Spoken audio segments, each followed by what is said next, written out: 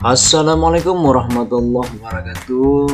Anak-anak bapak semua, mari kita belajar caranya mengenal multimeter lebih dekat. Ini merupakan multimeter ya. Ini bagian tampak layarnya. Nah, bagian atasnya ini adalah pembacaan untuk tegangan itu 10 20 volt.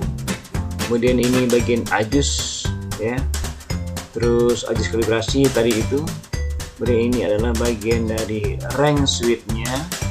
Nah, range switch ini memiliki saklar putar. Nah, ini di bagian AC, kemudian di bagian home, kemudian di bagian DC milliampere ya. Selanjutnya anak-anak bapak, di bagian home atau tahanan ini ada kali 1 ohm, kali 10 ohm, kali 100 ohm, kali 1K dan kali 10 kilo ohm. Nah, kemudian di bagian AC itu ada kali 10, kali 50, 250 dan kali 1000 ohm.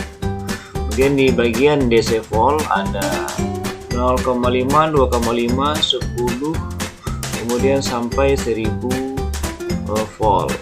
Nah, ini juga di bagian pengukuran untuk arus ya, mulai dari 250, 25, 2,5 sampai 100 mA.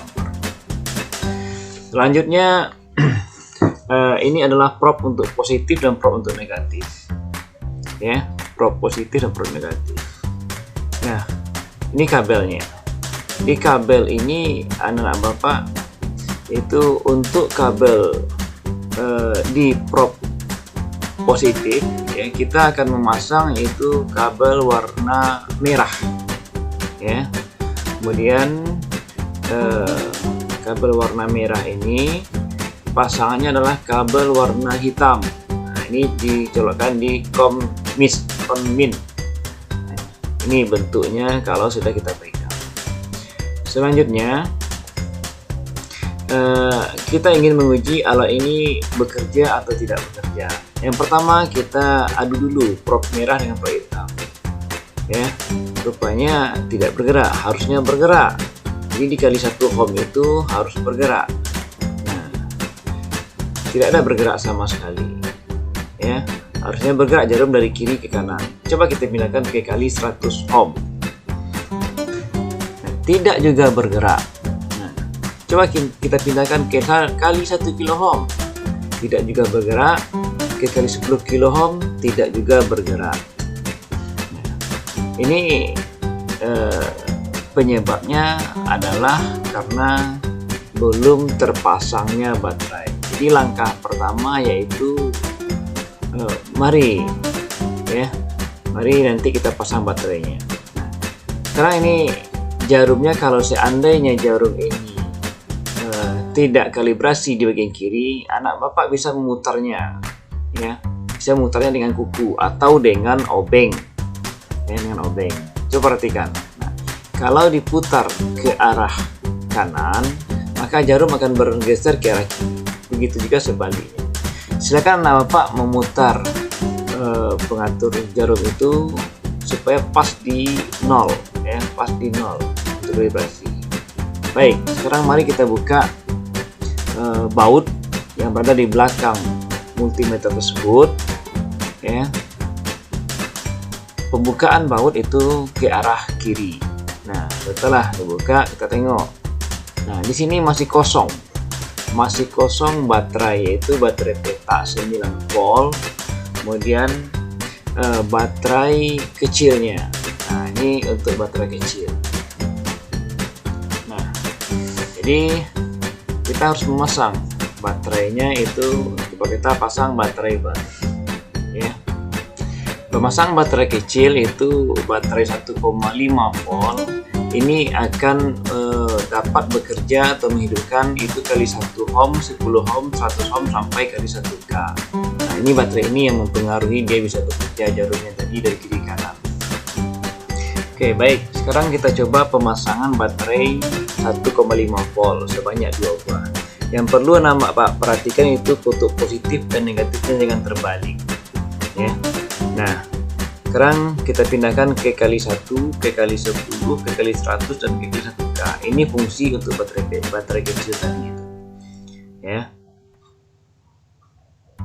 Nah, kita pasang kutub positif. Nah, ini kutub positifnya. Samakan dengan kutub positif di baterai yang pertama.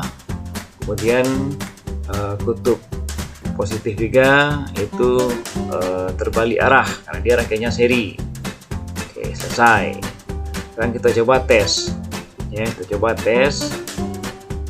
Kita pasang probe hitam di common negatif dan probe merah itu di common positif. Oke, kita adu apakah jarumnya bergerak ke kanan ya. Nah, di kali 1 ini. Oke, jarum bergerak ke kanan dan lampu pun nampak hidup. Ini kalau untuk kali 1. Coba kita pindahkan ke kali 10. Ya, jarum pun bergerak ke kali 100. Jarum pun bergerak ya. Ke kali 1K jarum pun bergerak. Inilah fungsi dari baterai kecil tadi. Coba di kali 10K. Oh, jarum tidak bergerak. Nah, kalau tidak bergerak jarum berarti baterai petanya belum terpasang. Ini baterai petanya. Nah, pada baterai peta ini pun perhatikan kutub positif dan kutub negatif. Nah, jangan sampai terbalik. Nah, ini kutub positif dan ini kutub negatif. Nah, sekarang coba kita pasang. Kalau dia itu longgar, maka tolong ditarik lagi lempengan kutub positif dan negatifnya supaya dia lebih kuat. Nah, oke, udah kuat sekarang. Nah, sekarang kita buktikan ya. Kita buktikan apakah jarumnya bekerja ke kiri dan bergerak ke kanan. Ini di kali 10K ya. Sip. Ambil probe tadi lagi. Ambil probe tadi, kita adu.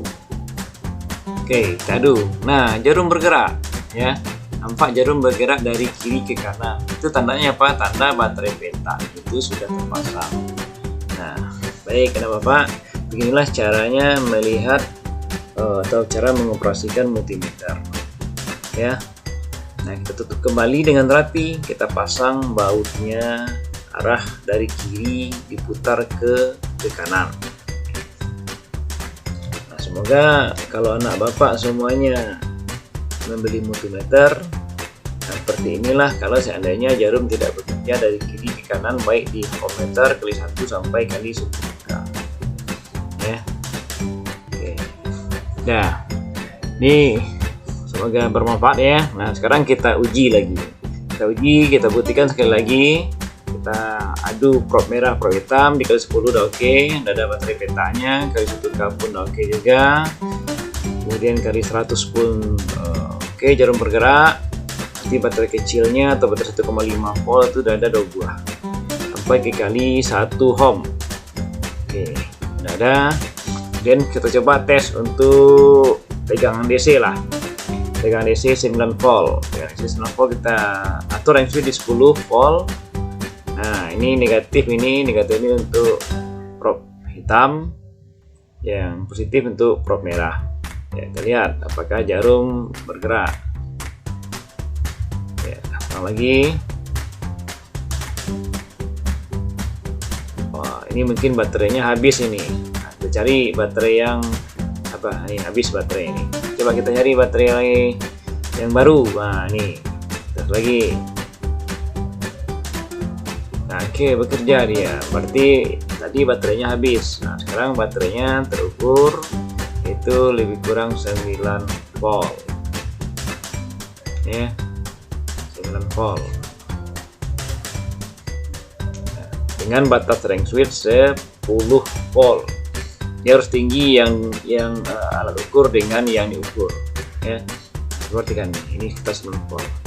Kemudian coba oke, itu saja. Jangan lupa like, comment, and subscribe. Sampai jumpa di video berikutnya.